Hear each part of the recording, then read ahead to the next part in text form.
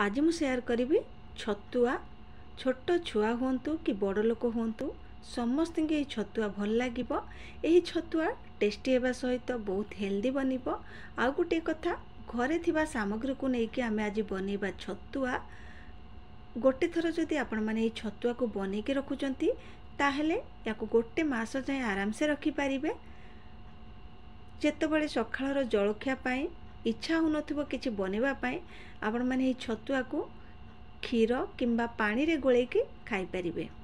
Tasty सहित healthy भी बनिबो। ताहले चलंतु रेसिपी आरंभ करिबा। छतुआ बनिबा पाई एठी मु गोटे गिना चूड़ा नहीं जाइछि। मु एठी सब जिनस हे गिना रे माप करिबे। तो गोटे गिना चूड़ा नहीं जाइछि। गैस रो फ्लेम को एठी मीडियम रे रखी के चूड़ा को भाजी नबा।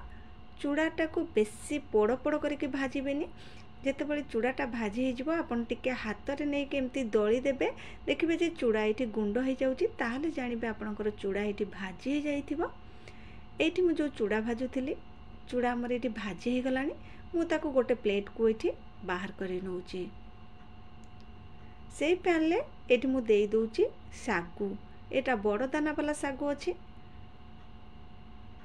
गैस रो फ्लेम को एठी मीडियम रे ही रखिथिबा। मीडियम फ्लेम रे सागु को किछि समय भाजी नबा। सागु को किछि समय भाजिला परे एठी सागु गुडी को देखंतु भल्लो भाबरे भाजी हो गलानी। एबे हमें ताको गोटे प्लेट को बाहर करि नबा। एबे मु अखरोट दे के भाजी नउची। अखरोट जेतेबेले भाजिबे गैस रो फ्लेम को मीडियम रे रखिथिबे। किछि समय भाजिला परे आपण आकु टिके हाथ रे नै कि देखिबे जेमति एटा भांगी जाउथिबो ताहले जानिबे एटा भी हमर भाजी हो जाइछि। एबे हमें ताको गोटे प्लेट को बाहर करि नबा। किछि आलमंड एठी मु देई दोउची। किछि समय आकु भाजिला परे मु सेथिरे काजू देई दोउची। आलमंड आ काजू को एका संगरे देई कि भाजी नबा। ताको बेसी समय भाजिबेनी जेमती कि पोड़ीबनी। जदि पोड़ी जाउची ताहले आपनकर छतुआ पिता लागि था। एठी आलमंड आ काजू हमर भाजी हे गलानी। एबे हमें चना को देकी भाजी नबा। चना आ चूड़ार क्वांटिटी मु एठी समान रखिछि। भल्लो भाबरे ताको एठी टिके समय भाजी नेला परे ताको भी हमें सेई प्लेट को बाहर करि नबा। आपण माने ए छतुआ रे गहम आ मक्का को भी भाजी की देई परिबे। किंतु मो पाखरे नथिला सेथि लागि मु देइनी। भल्लो भाबरे एठी हमें सबुतक जो भाजी के रखिथिले चूड़ा आलमंड ताको भल्लो भाबरे एठी मिसेई दबा। आ वाको हमें ठंडा हबा पई छाड़ी दबा। ता छडा एठी मु नै जाइछि चीनी। छतुआ रे मु सब बेले चीनी को देकी गुंड करि निए जहा द्वारा कि छतुआटा हमर मीठा मीठा बनी थाए और टेस्टी भी बनी थाए।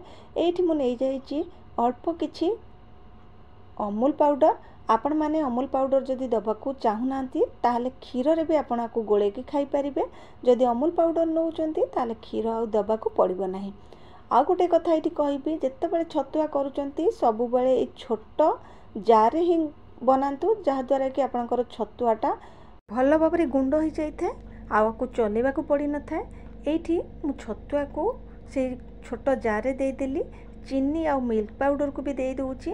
आ भल्लो भाबरे ताको एठी गुंड करी आनुची। आ आपण माने देखिबे जेहेतु हमें छोटो जार रे एठी बनेइथिले याको आ चलेबा को पड़िबनी। देखंतु केते भल्लो भाबरे एठी हमर एटा गुंड हो जाइछि। छतुआ हमर एठी प्रस्तुत हो गला। एही छतुआ को गोटे थर बनेले याको गोटे मास जाए आराम से रखि परिबे। किछि भी खराब हेबनी।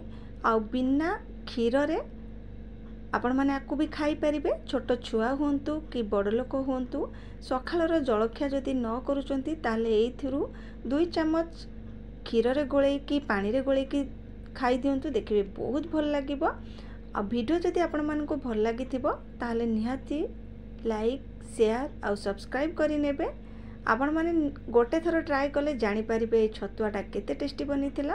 पुणी देखा हबा नुआ एक वीडियो रे। जय जगन्नाथ।